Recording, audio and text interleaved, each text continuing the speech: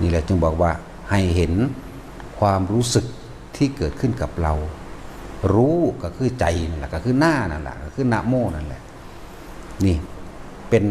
ความรู้สึกในตัวเฮาเลยบ่เกี่ยวกับตัวหนังสือบัดนี้แต่เพิ่นกันออกมาเป็นตัวหนังสือเป็นภาษาพูดเป็นภาษาเขียนเรียกว่าภาวนาทำให้เกิดขึ้นแล้วพัฒนาความรู้สึกที่เกิดขึ้น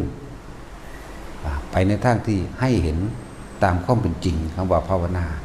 ถ้ายังมีความรู้สึกพอใจและพอใจอยู่พบได้เกิดขึ้นแล้วมันมาร่วมตรงที่ไหน